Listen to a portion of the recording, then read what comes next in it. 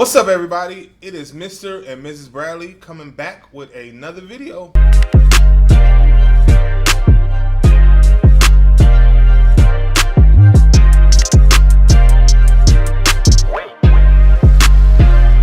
Yo, what is up, everybody? It's Mr. and Mr. Bradley coming back with another video. And we are back. I know it's been some time.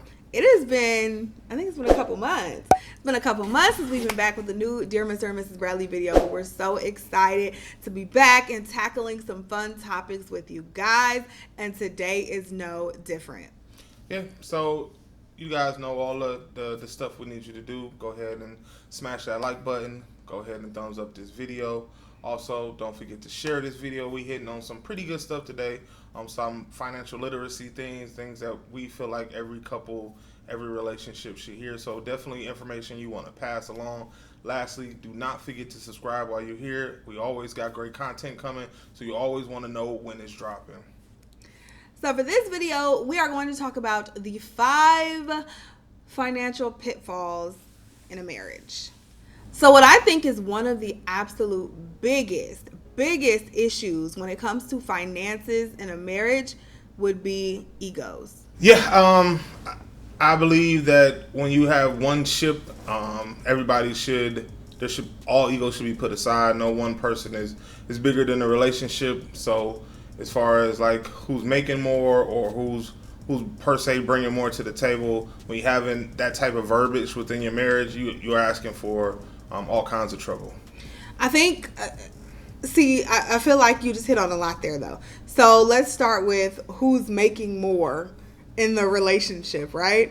I feel like that can definitely bring some problems in if you don't know how to attack that situation.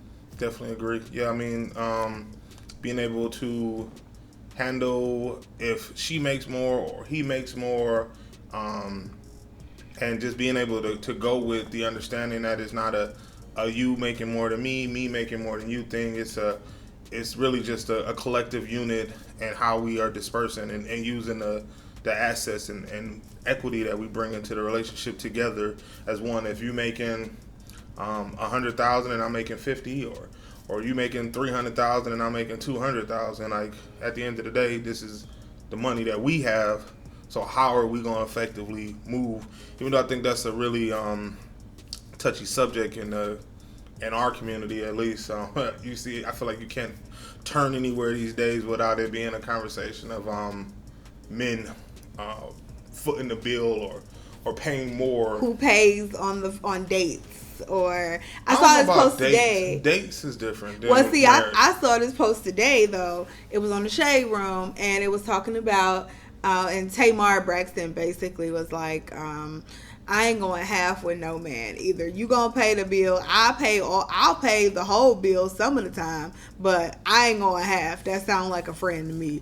And I was like, I kind of agree. Like, what we look like split? What we need to split the bill for? You pay for it or I pay for it? Like, that's kind of weird to me, in my opinion. I sometimes I don't even do that with my friends. Like, if we go out to eat, we'll pay our own bill. But if we at a bar, I'm like, okay, I got this round. Right. You got the next round. What we like? Oh, this shot was $5. This shot was $7. I mean, you know, in this day and age with Cash App, it's a lot easier to divvy up the bill than it was back in the day when everybody just had cash and you had to ask the waiter to split the bill 4 or 5 different ways. It's easier to just pay. But anyway, I'm off topic. But I feel like it's different with a date than a marriage, because that's the topic what I'm talking about more so is when women, I see a lot of posts on social media these days and women talking about who came up with this concept 50-50. Y'all got me effed up. I'm not going 50-50 with no man on no bills, and that ain't no real man if he can't do this or he can't do that. Which to me I always feel like I wish I could go and see those women's marital status, because I'm pretty confident that not saying that it's a lot of men who ain't probably fitting the bill, but I think it's probably equally, if not more, men that are in a 50-50 relationship with their significant other. I don't know about that, because I be seeing them stories, so I don't know about that. I feel like it's the women that be footing the bill, and I don't know why they doing that. But that's I don't know about that. I'm telling you, I be seeing the stories. That's all I'm saying. What stories? The stories I be seeing. What's you talking about? Like real Instagram stories? Or you talking about? I'm just saying. I be seeing people always talking about that. And I don't know what these men out here doing. I'm glad I ain't got to search for no man, but I don't know. But back to the topic at hand, egos and finances, I really do feel like can kill a marriage. So how do you solve that? You have to find some kind of balance, like you were talking about before. And I feel like you have to get to a point where it's really and truly mine is yours. And that's what's helped us, I feel like. It's like payday, we don't do it anymore, but we used to get paid. Like he would get paid this Friday, I would get paid next Friday. And so we would essentially get paid every week. And you hear what I just said? I said we would essentially get paid every single week. So there was no mine and yours. It was really and truly, if you got money coming into the household, I got money coming into the household. Yeah, we if you've seen any other videos that we've done, I'm a real proponent of the fact that what do you look like watching your significant other struggle? So like if you bring in home $150,000 a year and they bring in home $50,000 a year and y'all got a $2,000 mortgage, but y'all splitting that 50-50 and then being like, I'm going out to eat and I'm about to go get this and I'm buying myself this, but you good over there, right? Like that just sounds preposterous to me. I don't know. That's just that just don't even equally move or add up to me when you talk about stuff like that. I feel like you got to have the mindset of what's mine is yours and what's yours is mine, and vice versa. Now, I'm not saying don't be crazy out here, because again, let's preface this with saying we've been in a relationship for a long time now, coming up on 10 years, and we've been dating for almost 13 years. I'm sorry. Yeah, 13. 13 years. Well, I usually put too much on it. Now I'm taking some off. But 13 years. So when we met each other, we had nothing, and everything we've got, we built. So me and her always talk about like we might move a little differently with our marriage if we were to meet somebody else right now. But they ain't getting none of my money. But I feel like if you in a position where you've built something together, or y'all was young enough and y'all met each other. And I mean, even I say with that to her sometimes, and because I've said that I wouldn't do that, but I don't know. It depends on what space I'm in, what space that person I'm dating is in, how comfortably we move, like, because it's still a us thing. If they a millionaire, let's put all that money together, baby. But if they not. But anyway, egos will kill any relationship, be it ego in finances, ego. I don't know. Having an ego is good in some aspects, definitely not when it comes to money. Another killer that I believe really damages or can damage any relationship is not sharing financial statuses up front in the beginning. When you say financial status, you gotta kind of be on the up and up about where you are. Now you don't have to come on and be like, I make $30,000 a year and I got $20,000 in debt or $50,000. I think you do. Well, not on the first date. I was about to say not on the first date. But if you're in a relationship and you think y'all building something, I need to know it all. First of all, I don't want to put unrealistic expectations on you. I expect to live in a mansion, and your paycheck don't go past the projects that don't equal out. But I feel like me and you, I've had this discussion before. I feel like there's a middle ground in that conversation, because where I am may not be where I end up. So agreed, but maybe I'm thinking we ready to do this mansion thing in a year. And you need 5 years. I need to know where you are at this moment. What do you make? What's your credit situation look like? I need to know what type of debt you're in, especially if we're very serious and talking about entering into a marriage. I need to know all these things. So when do you have that conversation? I think once you're serious enough and you start talking about marriage, that may sway some people's opinions on if they want to marry you or not. So how you open up that conversation? Hey, I'm broke and I got bad credit. If we're in a relationship, obviously I know some of that. I can kind of deduce some of your financial situation if we've been in this relationship. Say we've been in a relationship for a year and a half. I kind of know some of your financial situation. I may not know the specifics, but if I'm paying enough attention, I can see how you live. I feel like you start seeing that stuff. You don't have to per se have a conversation, but maybe a conversation might come from that, because I don't feel like anybody's just coming out being like, hey, I got a 562 credit score and I got $1,000 in the bank for my life savings. But that's how people end up being surprised. But that's what I'm saying. But I feel like most people put that together when it's kind of like, you dating somebody and they was driving a 2020, I don't know, 2020 something, and then 3 months later they talking about they on the bus or they at the buy here pay here or something. You kind of start.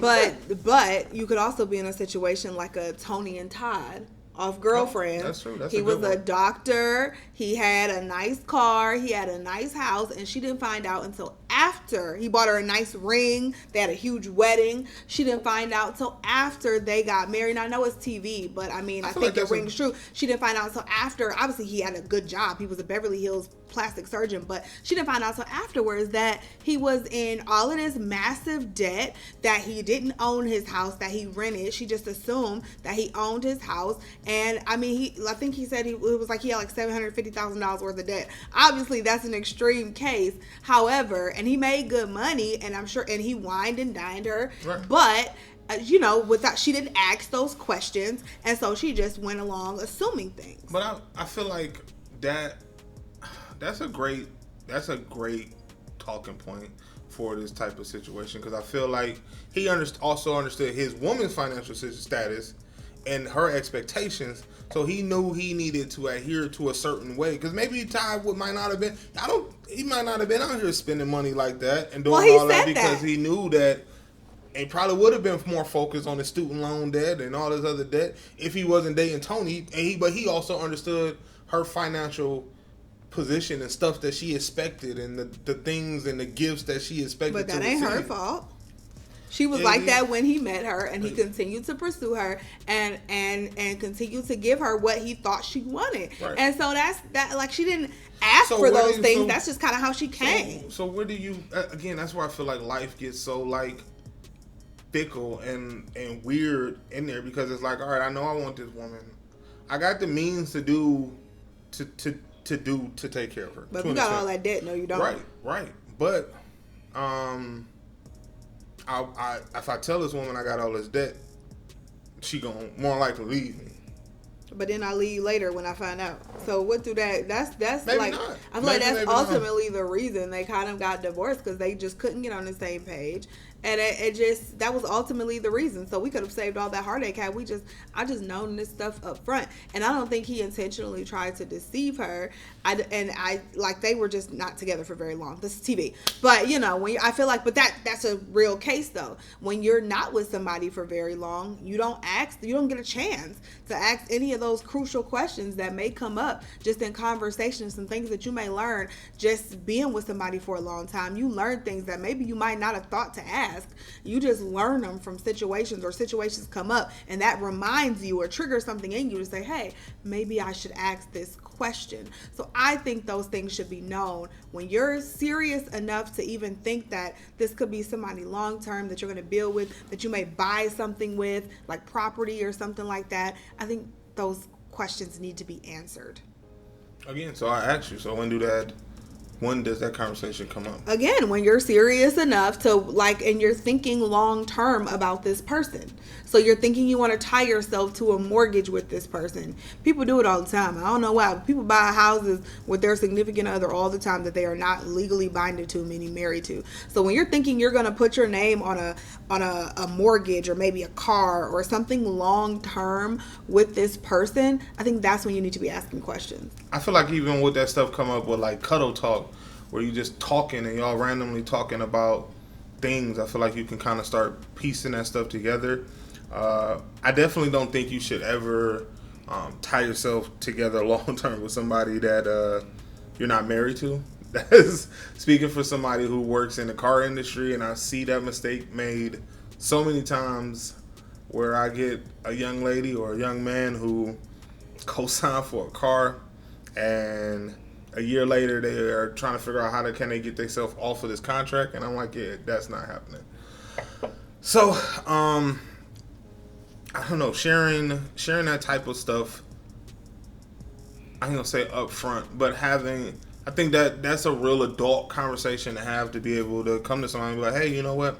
I see something in you. I think we got something good going, but this is what I'm looking for. Kind of getting into the next part, which will be financial expectations. Yes. Not sharing, I think, so the third pitfall, not sharing your financial expectations, which will be the flip side of kind of your financial status.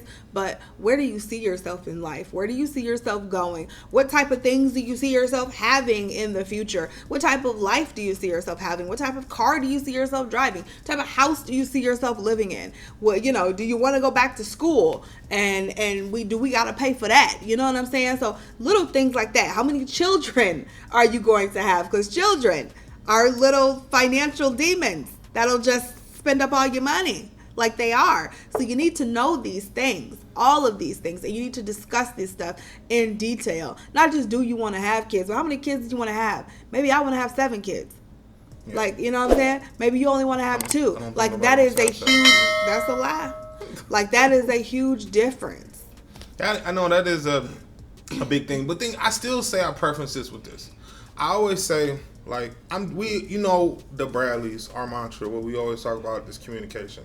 And I do think communication is huge.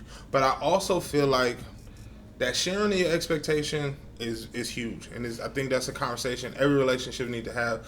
But also understanding, to me, this is I guess you put a 3B under that, is like understanding people's situation and mantra and mindset can grow and change.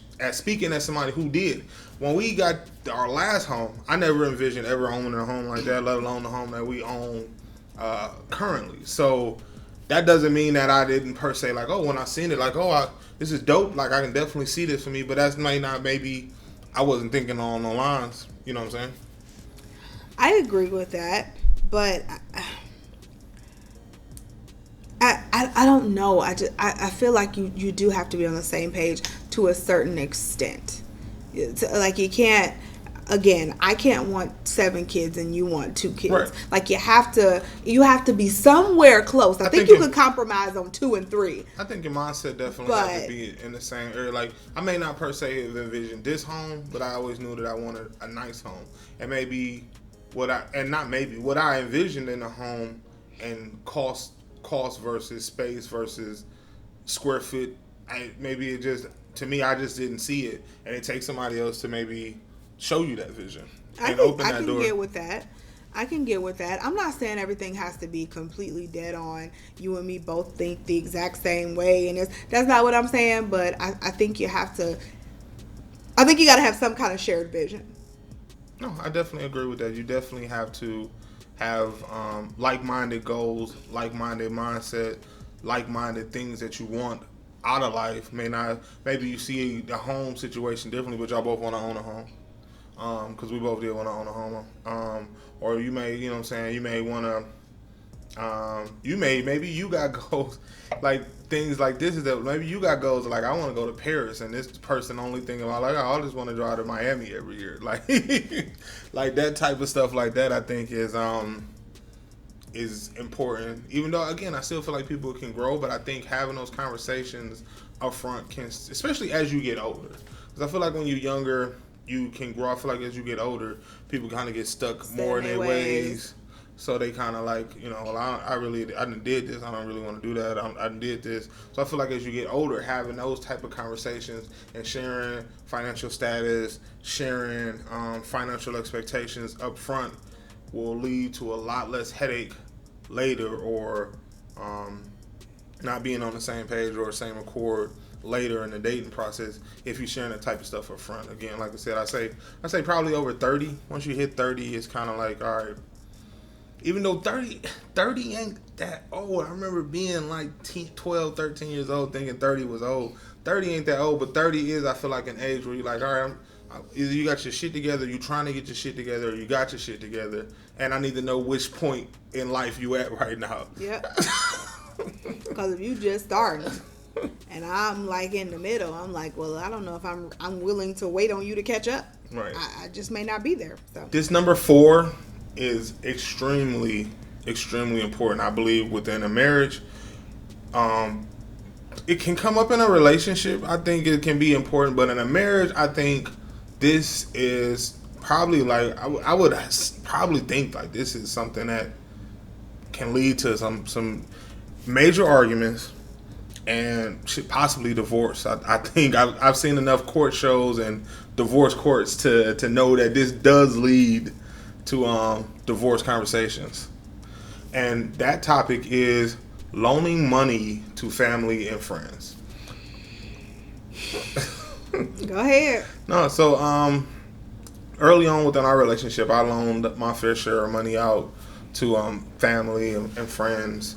Not always in the smartest of ways. Sometimes putting myself in a financial hole in order to help somebody else out, and it actually took her to her selfishness. Selfish. Her selfishness. I'm just realistic. And we've taught each other a lot of things over the years. This is one of the things that I give to her, the omen to her, is being able to tell people no. People that you love, no, I can't do it. Within me, I still, if I got it and I can help, that's one thing. Her is another. But I do feel like that can be a marriage killer. So first of all, I'm just not in the business of loaning people money. Like, period. I just don't like to do it. I think that I still owe you money, don't I? You sure do. He owe me money from 10 years ago. I ain't got paid back yet. I ain't got my coins yet. This thing is like $3.25 or something like that. I still ain't got my coins from 10 years ago. That's why I don't like to loan nobody money. So, no, seriously, I'm really just not in the business of loaning people money. I'm not a bank. I am not rich. Now, if you like, I'm about to lose my house and I really, really need this money and I got it, I will probably give it to you one time. Like one time. That is it. But I like overall though, I just don't like to do it. I feel like that ruins, like money just ruins friendships and it ruins relationships, and I just really don't like to get involved like that with other people. And I also feel like if someone is asking you for money multiple times, like they just continuously need money, they continuously run out of money on their paycheck and need to help pay their bills, they need to sit down with someone and figure out why it is that they're running out of money and come up with a plan. We ain't talking about that. We talking about how I kill a marriage. I'm just saying. I'm very passionate about that, okay? I'm very passionate about that. But I think it can kill a marriage, getting back to the original plot of the movie. No, I really think that it could kill a marriage, because how you giving money and taking money from our household, and especially if you have, I don't want to say even you're in financial trouble, but if it's just like, if you're not all the way together financially, we have goals as well. Right. So if we're not all the way together financially and you're taking money out of our household and putting it in someone else's household, I just don't see how that's productive. So let's say you got your brother on hard times. He need a stack, and he said he'll get you back when he can. How long he been on hard times, right, though? You gotta give some background, because if he been on hard times for 15 years, well, he should be used to this by now. You don't need my money. You've been making it this whole time. Now, but if it's like he just lost his job and he's really like in a bind, that I feel like that is something different. An actual emergency situation versus I just pissed off all my money and now I need to put you in a bind because I'm in a bind. So where I think this type of stuff can kill a marriage, I'm gonna get off CC, and we're gonna get off CC High Horse, and we're gonna talk about how I think this stuff can kill a marriage. Is I think when it can kill a marriage is when you have a wife like this and you still want to help the family and you sneak in and giving it to them. Maybe you taking out a couple $100 here and you saying you did it for this. What are you talking about? You have a wife like this. I'm just saying. If you have a wife like this one over here, then this is what I'm talking about. So you sneaking, like I said, you sneaking off a couple $100 and you giving it off and you passing it off and you telling your wife or significant other that you use it on this, and then you do it again or something regardless, and then eventually she finds out they find out that you were not using it on what you said you were, and you were giving it to somebody in your family. That is where I feel like a lot of issues can come up, because now for one, not only were you giving away our money, but you was lying about what you was doing with it. I think that's bad. Or even if I know you're giving it to them, and I'm just like, this is our money and it needs to stay in our household. Again, if somebody gets into a financial issue one time, and you're like, look, I'm gonna help this person, I have no problem with that. But it's if you're constantly pouring money out of the house to go to somebody else's household, that's where I think problems can come in. But again, like being on the up and up, there's no money that leaves our household. Like, that is not a conversation that is had. Like, I go to her and I might be like, hey, such and such, ask me, could they hold $100? I'm gonna let them hold $100. And we also know, and we are big, big proponents of, we don't loan anything we can't expect not to get back. Like, we're not gonna be hard off if we don't receive this money back. So right. when we loan it, if it comes back, that's dope, and we good. We'll remember that. But if it don't, we like, okay, we'll remember that too. But we not gonna miss a meal off of it. Right. So, but it's always a conversation that's had. I'm always talking to her. She always talks to me, and it's an understanding of what's going on, because again, that's all our money. So no one person has a say so over that. I would never just go in there and be like, hey, I'm taking this and I'm giving $1,000 to my mama because she needed it. So I'm like, whoa. I want to help mom out too, but we need to talk about this. Right. So the fifth and final, well, I don't want to say final because there's probably lots more, but the fifth pitfall and the last pitfall that we're going to talk about today is excessive spending. Why you look like that? Because I think everybody's definition of excessive is different. I do too. Because I am married to an excessive spender. I am not an excessive spender. I am not an excessive spender. I spend on things that I need. No, you do not. And that's it. No, you do not. No, you do not. Again, that's why I said I think that the definition of excessive varies within everybody's relationship, but I digress. Well, let's kind of dive into that further, because I think you're right. The word excessive is subjective. So my excessive is different from his excessive. But the important thing when you're in a relationship is that you have a conversation. I just want to say our excessive. And our excessive, because it's us. Our excessive may be different from somebody else's relationship excessive. Excessive in the sense that I don't think that you need all the shit that you buy, but we can afford all the shit that you buy, so I'm okay with it. but that's, and I don't know if we can say this word any clearer, but communication is where it's at. You know what? I think it's like 75% communication, and I think it's 25% just knowing the person that you're with and understanding the person that you're with. Like I spend money on things that I don't need all the time. Can we rewind that and you say that again? Anyway. Just so I make sure I got that on camera. Sometimes I will treat myself and spend money on things. Sometimes she means once a week. Sometimes, very sparingly. Sometimes she means once a week. It rarely happens. I will treat myself to something that I just don't need, okay? This is something that I do every once in a while. Once a week. I'll sprinkle something in there, okay? But he understands me. And he understands that sometimes I get bored, I'll shop. Sometimes when I'm happy, I'll shop. Sometimes when I'm just sad a little bit, I'll shop. And it's what I do. I'm not going to spend us into bankruptcy, but like it's just something that I do. And is it the healthiest habit? Probably not, but I have savings, my bills are paid, my kids are taken care of, my husband understands where I am, and I ain't gonna say he understands, but he's fine with it.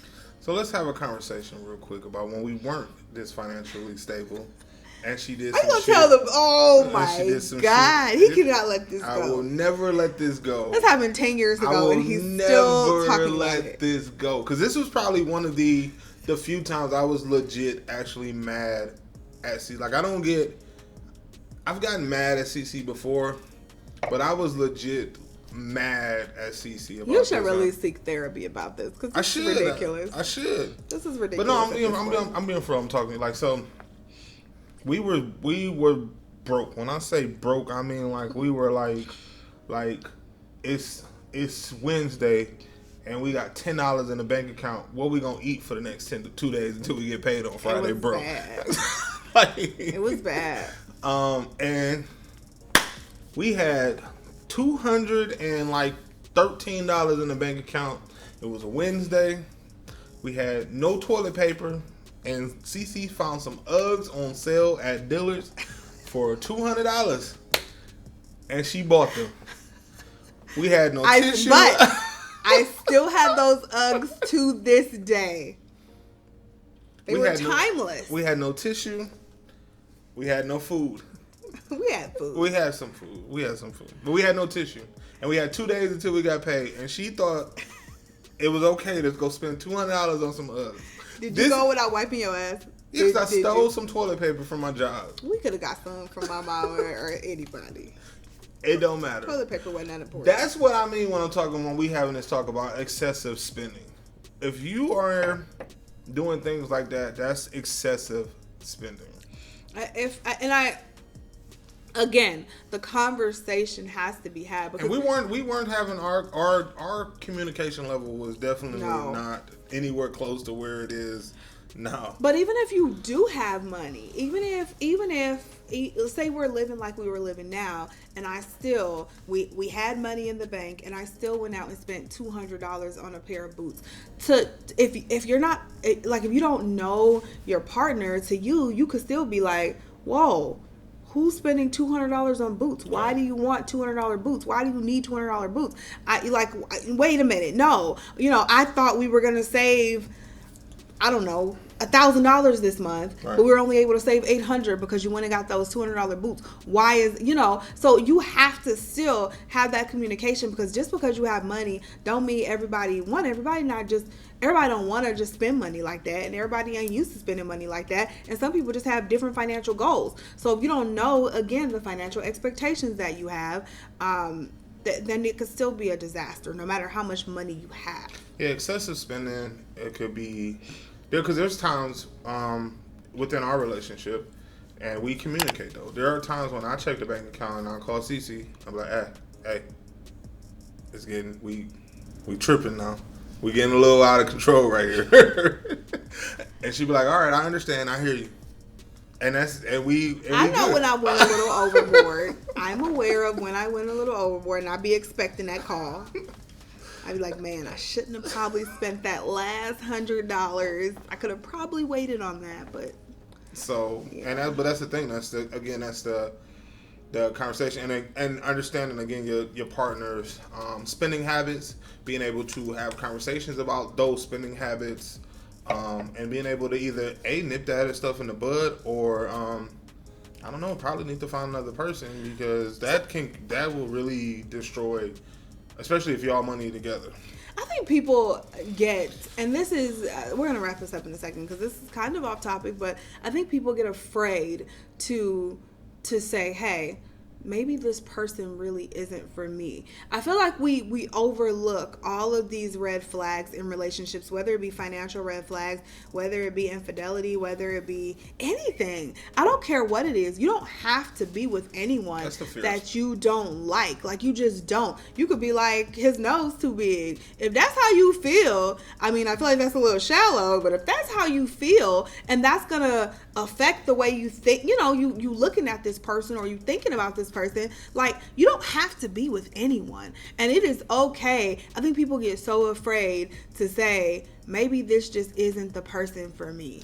I think people miss flags all the time. Like, I think stuff comes up and things happen, and you might be like, maybe you really do like this person, or you do love them, but you like, you know what, the stuff that we do and the way that we see things, it just don't line up. And like some things can't be talked out. As much as we talk about communication, some people are who they are, and you can't really change that. And sometimes you just gotta roll with stuff. Yeah. Like everybody, the person you with is not gonna be perfect. They're gonna have things that get on your nerves. They're gonna have things that you don't understand. But there are things that's cool. There's one thing that you don't rinse the dishes off. There's another thing if you every payday you go drop $600 at the mall. That's a different understanding. There are some core fundamental things that you want out of a relationship, and once you figure those things out, I definitely think that you should be, as long as they're not anything, too rigid, or I definitely think that you should be, even if they are too rigid, if that's how you feel, I definitely think you should be strict on those things. And I don't think it should be a list of 30 items. That should probably be like 2 or 3 core things that you're like, I just can't deal with these things. And that is totally fine. But I think it's also, you have to also on the flip side understand that the person you with ain't gonna be perfect. They're gonna do things that's gonna get on your nerves. They're gonna do things that you don't understand. He doesn't understand every move I make, and that's fine. I don't understand every move he makes, but that is fine, because at the end of the day, I know this person, and I know that they are however they're moving, or whatever they're moving for is for the betterment of them, which ultimately, if they're better, the family's better, or it's for like specifically the betterment of the family. Either or. I'd agree to an extent. No, I'm just playing. I'm just playing.